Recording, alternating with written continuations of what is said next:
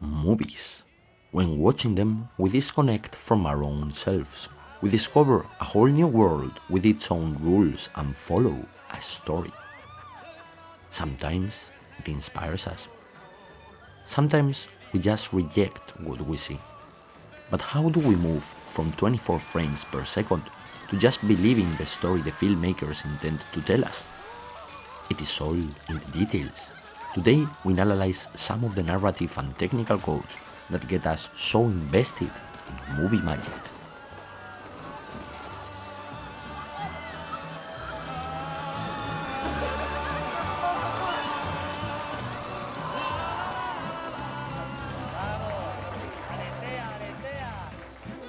To start our journey, let's explain first what we mean when talking about technical and narrative codes. They are simply different systems conveyed by the filmmakers to create a meaning. Each of them is powerful by its own, but when combined they create what we call a story. An easy way to understand them is to split these codes between two categories, technical and narrative. Let's jump in. Mr. Grady, haven't I seen you somewhere before? When we talk about technical codes, we mean all the resources created by the filmmakers that you can experience during a sequence. It can vary from the lighting to the camera angles chosen. Depending on how we use them, the scene could mean one thing or the opposite. Let's see some examples. Weren't you once the caretaker here? Depending on the color palette and the lighting, the same place would look completely different. Look at these scenes in the Harry Potter films. Both of them show the feast at the start of the school year. Good evening, children. Which one looks more inviting and Now, we welcoming? have two changes in staffing this year. We're pleased to welcome back Professor Grubbly Plank, who will be taking In care Harry of Potter and the medical Order of the features, Phoenix, while the magical Professor world Hagrid is still a happy place. Most students only need to worry about passing their exams and having a great time. Hogwarts Great Hall looks way more colorful than ever before. And I'm sure you'll all join me in wishing However, Professor in the following film, The Half-Blood Prince, the magical world is a dark, dangerous place. There's dark wizards and witches all around. Nothing good will happen. Can you tell the difference only with the color correction of the very scenes? best of evenings to you all. Now, we'll look at camera angles. Can you tell how oppressive Danny's stroll feels in The Shining because of the low point of view long shot? It makes the hotel corridors look like a maze. Would you feel the same craziness in Jack's eyes if the same shot was made using a wide lens? Here's Johnny.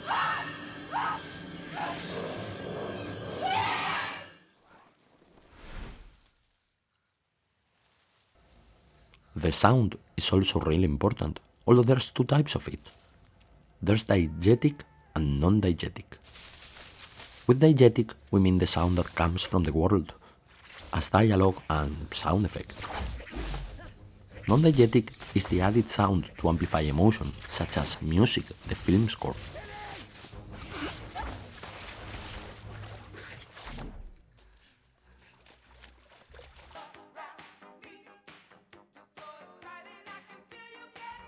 Some of these technical codes are comprehended in the mise-en-scene, a term that implies everything you can see in frame. From the color to the blocking or the shapes, everything on screen has a meaning. When we talk about narrative codes, we mean certain aspects that couldn't exist without the technical codes. We mean the story, its characters and plots, the genre and structure, and the themes. Without them, the movie would never exist.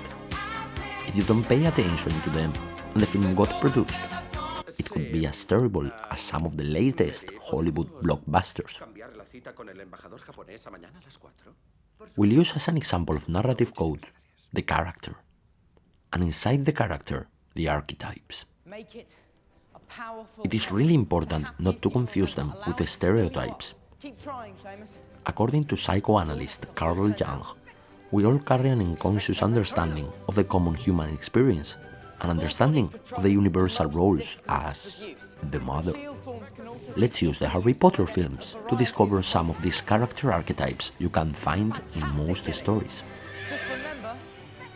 We'll start with the hero, Harry, the main character who's looking for his own identity and saving the world in the process.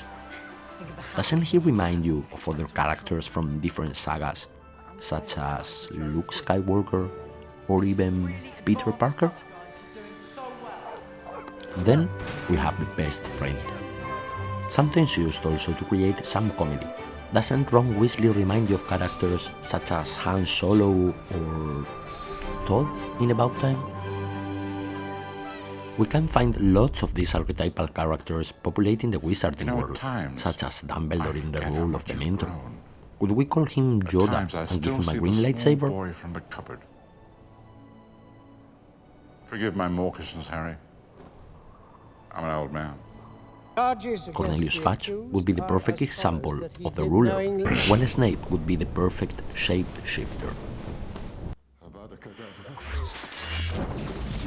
Even Voldemort, who would obviously be the villain, as Emperor Palpatine is in a galaxy far, far away. And you will lose everything.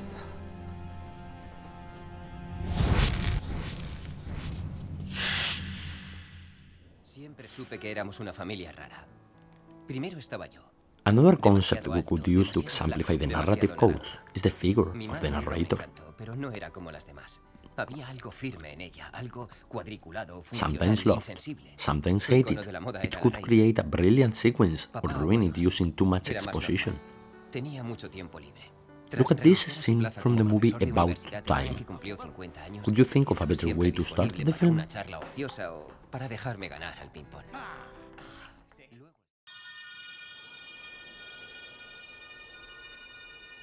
After all the theory, it is time to reflect on the short film 2 Cars, 1 Night by Taika Waititi. The film tells the story of 3 kids abandoned by their parents for a few hours in the entry of a pub.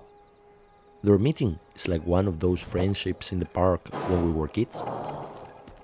At some point, our parents would live with us, and we would never see each other again. Executed excellently by Taika Waititi, the film uses all kinds of technical and narrative codes for its storytelling. To keep it short, we'll analyze 4 of them, although there's uncountable more. To start, we'll look at technical codes.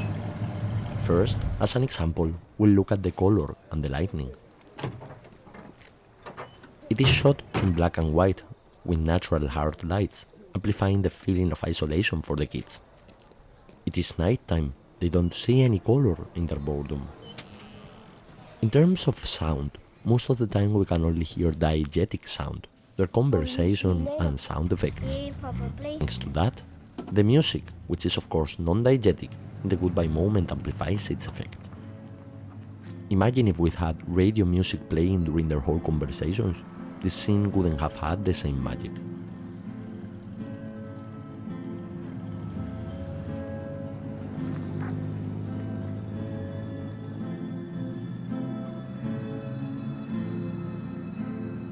Narratively, even the location chosen is something personal, a car park where the director used to experience similar situations as the characters. But one of the most interesting ones are the time lapses used to show the passing of the hours. With every cut, the kids are in a new situation, becoming closer and closer friends, until Polly gives Romeo the ring. To conclude, 2 Cars, 1 Night is an excellent piece of filmmaking that anticipates how good his director would become, and how a fine storyteller he was even in his beginnings. Don't you want it? No, you can And to have conclude it. this Oh, essay, really? Can I have technical and narrative codes What for? sound as a bit of So you boring remember theory, me? but when you For start Diamond looking Ring, closely at tiny them and plastic, applying them into your own projects, and you Rock realize and how Mary. important these codes are. I know. Because creating a film is a teamwork, as each of these codes work. None Oh, of them see you could later. exist without the Yeah, other one. probably. From the script writer to the editor, who used narrative codes, from the sound design to the director of photography, the technical side, everything contributes to create a bigger piece. Something way more important than each of them separately. something called a story.